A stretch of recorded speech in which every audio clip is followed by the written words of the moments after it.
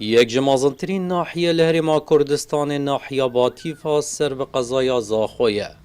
لیدنا و ناحیه دال جاده و تاخنوی پریکیشن جالی خدمت گزاریان و خلق ناحیه جی داخواست دکن حکومت هواران وره. از خدانه 20 شهیدانم جبدیت انفالی جبدیت خندقاندن خلق باتیفی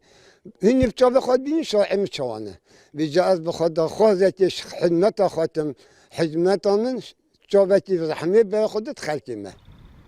چندین جارا خلکی دنگ خواه گهاند حکمتی کو بلکی بری چنده که کو فتره که بوری خلکی که ولی هات گهشتوی راده کو خلکی خوب پیشاندان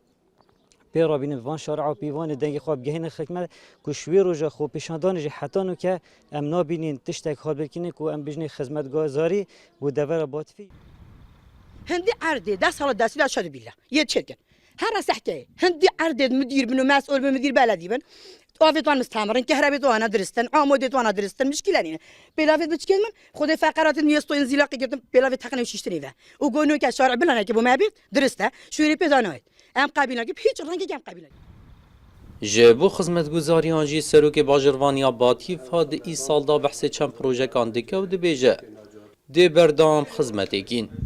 باتیفا برفرهبینه گزیده بخوایدیتی و سه درجه ام بردام این گل جه پیوانی دار کو زیاده تر خدمت گزاری بگین بو باتیفا و هر وسط افصال چند ودیتی نگمه چکرنا جادا و سولینا و هر وسط نیجه کرنا باغچه که انشالله دیگه تنفیذ ده. ناحیه باتیفا 25 کیلومتر آنج سنتر باجار زاخودیره و روبره و 1109 دونم عردی بخواه دیگره 76 گنت لسر ناحیه و نو هجمارا کنجینوی نیزیک 15000 کسانه لیمینا خلق و ناحیه دبیجن و کوپیتوی خدمت جبو ناحیه نهاتیه کرنه. خدمت گزاری لمازنترین ناحیه قضا زاخو بویا قربان کریزا دارایی مینا خلق دور دبیجن مازنترین ناحیه لی بچوکترین خدمت گزاری لهاتیه کرنه هر واسه داخواست دکن لگور قباراوی خدمت گزاری لبیتا کرنه.